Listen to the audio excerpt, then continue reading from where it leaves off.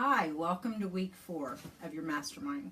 I guess you guys were expecting Mark to come on, but instead you're getting me. And I'm really excited to bring you this week's laws. Law number 7, the law of respect, and law number 8, the law of intuition. So let's dive right into law number 7, the law of respect. Let me start with a brief part of a story John has in his book. It's a story about Harriet Tubman.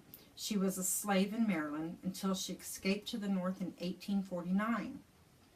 Between 1850 and 1860, she helped more than 300 escape to the North as a conductor of the Underground Railroad, a secret network of free blacks, white sympathizers, and Quakers who helped escaping slaves on the run. But to look at her, you might not think of the word respect. She did not wear fancy clothes or have an official title.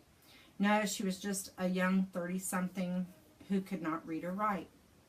Her reputation as General Tubman made her sought out by many social elite of the northern states and made her a target for a bounty by southern slave owners. Harriet was a leader, and law number 7 says people naturally follow leaders stronger than themselves. People don't follow others by accident. They follow individuals whose leadership they respect. Let me give you 6 qualities that help a leader gain respect. Number 1, natural leadership ability. Some people are born more gifted than others. But as we talked about the law of the lid and the law of progress, everyone can improve. One of the pitfalls for the natural leader is relying on talent alone. Number 2, respect for others. True leadership is voluntary. Dictators and other autocratic leaders, or as they used to refer to them as type A leaders, rely on intimidation and fear of violence. When people respect you as a person, they admire you. When people respect you as a friend, they love you. And finally, when people respect you as a leader, they follow you. Number 3, courage. This demands being willing to stand alone. Henry Kissinger remarked, "A leader does not deserve the name unless they are willing to occasionally stand alone." They do what is right. They risk failure, danger, and criticism. The number 4 quality is success. People are naturally drawn to it. That is why we celebrate celebrities and athletes. Success is an attractor. Again, people are drawn to accomplishments. Advice is cheap. Results are priceless. Number 5 is a must for my husband. Loyalty is paramount. This is a dying attribute. Most of us want instant gratification. Loyalty requires steadfastness. And finally, number 6 is value added to others. As we saw in law number 5, the law of addition, we should always strive to be a positive influence through adding value. This perhaps is the greatest source of respect. How do we lead others to the law of respect? First, we must measure your own level of respect. Look at the people you attract. Who chooses to follow you?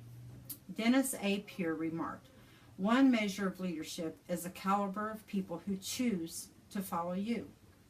And as Mark has been heard to say, see how they act when the leader is not around. If you are respected, there will be no difference. The second measure is, how do people respond when you ask for commitment or change? Applying the law of respect and how to improve can be difficult but not impossible. Think back to the last time you asked your followers for a commitment to something you were leading or changing. What was the response? How readily did they respond? And again, I say reflect. Then write out a purpose statement and give yourself an honest evaluation on where you stand on the 6 qualities. Use a scale of 1 to 10. Make personal changes that you need to make. Practice a habit or goal that will help you improve the 6 qualities. And listen so you can lead others to the law of respect. When they say things like, my people are slow to change, or I can't get people to volunteer, that is an opportunity to lead someone to the law of respect. So before we begin law number 8, I want to encourage you to reflect daily on your journey. Read and search out other sources to confirm your progress. Now we are ready to discuss law number 8, the law of intuition, which says leaders evaluate everything with a leadership bias, and as a result instinctively know what to do. Great leaders can see what others can't, make changes, move forward before others know what is happening. Sound familiar? How about the law of navigation? This law seems to be the most difficult to teach and understand because intuition sounds like one of those things out there. But Mark has taught others that we all have a lens that we look through and a filter we use to keep out unwanted information. Our subconscious brain has the ability to take in millions of bits of information each and every second, but its power is in the ability to quickly release unneeded and unwanted information.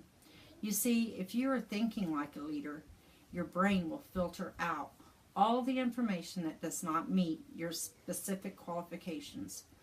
So, not everyone may be intuitive in the area of leadership, but everyone possesses intuition.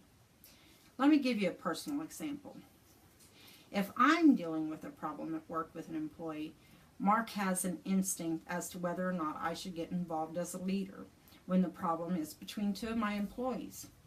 He says it is either a bump, which requires no intervention, a bruise, which may or may not require me to intervene, depending on the severity, and a headbanger, which means it's a major problem and I must get involved. On the other side of that coin, Mark's colorblind, so I have to help him make decisions on how to dress or how to decorate for an event. Mark tends to think very linear and in straight lines, while I'm very intuitive on how people react to various environments. The two of us make quite a pair. Organization meets the natural flow of beauty. So, what does a leader see through a leadership lens? Leaders read a situation and know instinctively what play to call. The best leaders are readers of their situation, are readers of trends, and readers of their resources. A leader's intuition can add value to others, says John Maxwell. Intuition also helps leaders become readers of intangible of leadership. Leaders are readers of people, and leaders are readers of themselves. Leaders see results from who they are. Intuition will tell the thinking mind where to look next. How do we live out the law of intuition? The law of intuition depends on much more than just facts. It is fact plus instinct plus conditions. When you are determined, who you are determines what you see. Mark has said, we see what we saw and we hear what we heard. 10 people standing in the same place can see and hear things differently. Go back to the exercise in the law of the lid and review your score on the qualities of a leader. Do things that will increase those qualities in the area of your own profession or skill. Look for ways to be better. If you are in charge of a project or leading a change, you might want to write these questions down on a 3x5 card and ask yourself, who is the best person to take this on? What resources do you possess that can help us? What will it take financially? How can I encourage my team to achieve success? What are the 3 levels of leadership intuition? 1, those who naturally understand leadership. 2, those who can be nurtured to understand leadership. And finally, level 3, those who will never understand leadership. Develop intuition by developing your thinking. Research the project, render the plan, rehearse the play. When you get to the class on Wednesday, I want you to be ready to answer the following 3 questions. How is your view of life colored by your top 2 gifts or talents? Describe a situation in which leadership intuition affected your organization or workplace. And finally, what are you doing to increase your leadership intuition? Looks like you guys are in for a fun hour of power.